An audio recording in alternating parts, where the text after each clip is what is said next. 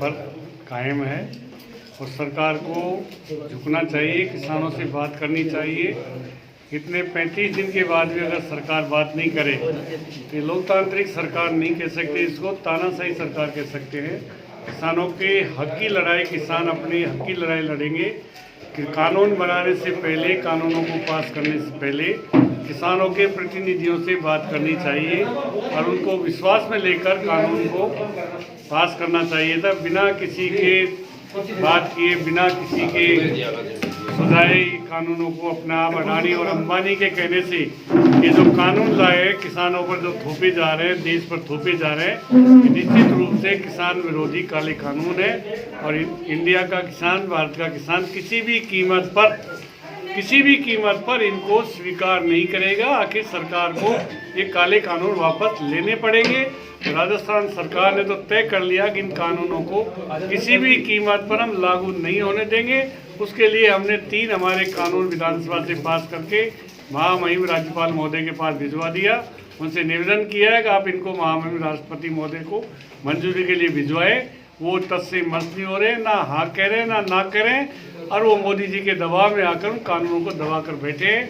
इसलिए हमने किसानों का साथ देने के लिए हमारे कार्यकर्ताओं को, हमारे प्रतिनिधियों, जनप्रतिनिधियों को हमने सारे राजस्थान में अलर्ट रहने के लिए कहा है। कभी भी पार्टी का निर्देश आए, हमको किसानों के साथ लड़ाई लड़ने के लिए तैयार रहना चाहिए। इसी के लिए हम आज सारे राजस्थान में हमारे कार्यकर्ताओं को, हमारे चुने हुए लोगों को हम जागरूक करने के लिए पूरे क्षेत्र में सारी जगह सारे मंत्रियों को भेजकर इस काम को करने के लिए हम कार्यकर्ताओं से संपर्क साध रहे हैं। जब भी निर्देश आएगा, कांग्रेस का कार्यकर्ता किसानों के साथ कंधे से कंधा मिलाकर लड़ाई लड़ने की तैयारी में तैयार है।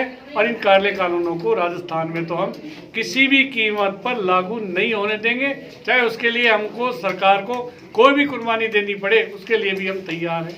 जब हमारा किसान बर्बाद हो जाएगा, हमारा किसान के ऊपर इससे कानून लादे जाएंगे, तो हम किसानों के प्रतिनिधि हमको सबसे पहले इनकी लड़ाई के लिए इनके साथ कंधे से कंधा मिलाकर लड़ाई लड़ेंगे।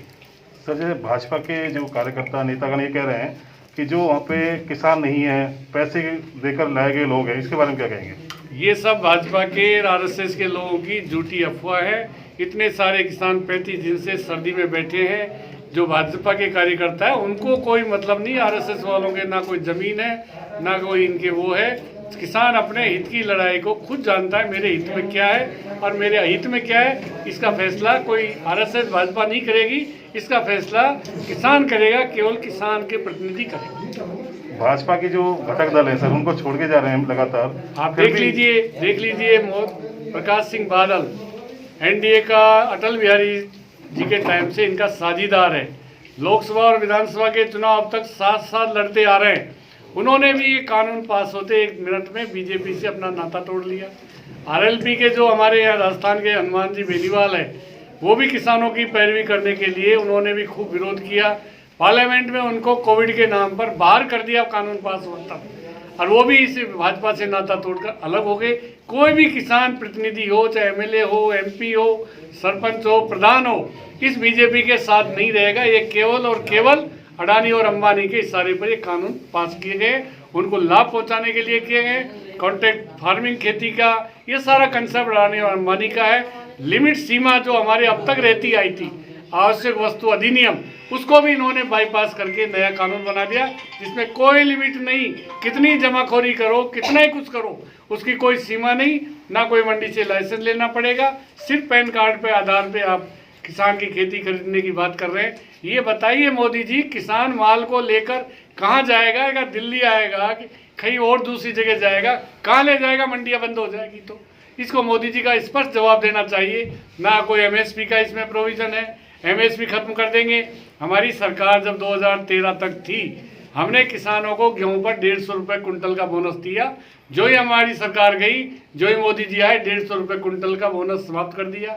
एक एक चीज़ किसान की समाप्त करते जा रहे हैं। नोटबंदी का कर दिया, जीएसटी का कर दिया, किसान बिलों का विरोध कर दिया, सारे देश की जनता का विरोध। और मोदी तानाशाही तरीके से सब काम पूंजीपतियों के इशारे पर कर रहे हैं। हम इनका घोर विरोध करते हैं। किसानों की लड़ाई अंतिम दम तक निश्चित रूप से कांग्रेस लड़ेगी।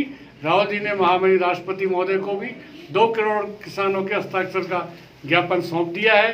महामहिम भी इस पर चुप्पी साधे हैं और ये चुनाव में जनता निश्चित रूप से इन चीज़ों को बर्दाश्त नहीं करेगी। सर, जो यहाँ पे सिंधु बॉर्डर पर और साझा बॉर्डर पर किसान जमे हुए हैं, आरएलपी के जो पार्टी छोड़ के, मतलब एनडीए को छोड़ के बेनीवाल जी भी यहाँ समर्थन में बैठ गए हैं। अब राजस्थान में जो कांग्रेस सरकार है वो अपने किसान साथियों के साथ में कंधे से कंधा मिलाकर यहाँ पर उतरी हुई है, इसके बारे में बताइए।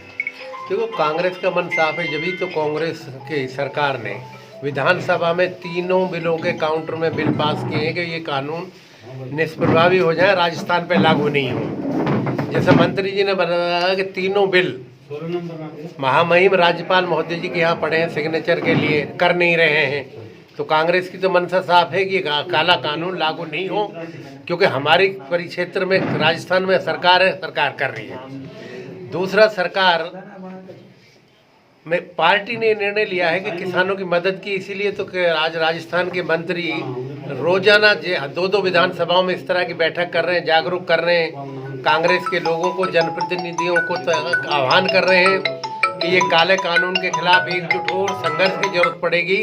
तो कांग्रेस, अभी तो कांग्रेस पार्टी के लोग किसानों की मदद कर रहे हैं। अगर सीधे रूप में भी राहुल जी के आह्वान पे, नेतृत्व में अगर सड़क पे आने की जरूरत पड़ी तो इन काले कानूनों के खिलाफ, किसान के हित में कांग्रेस पार्टी हमेशा खड़ी रही है, इन बिलों के खिलाफ भी खड़ी रहेगी। अभी सर, जैसे हस्ताक्षर अभियान भी चलाया हुआ है माननीय राहुल गांधी जी के नेतृत्व में, उसके बारे में बताएंगे सर। तो 2 करोड़ हस्ताक्षर तो महामहिम राष्ट्रपति जी को दिल्ली में राहुल जी के नेतृत्व में दिए गए हैं, लेकिन इन पे तो कोई असर ही नहीं हो रहा ना।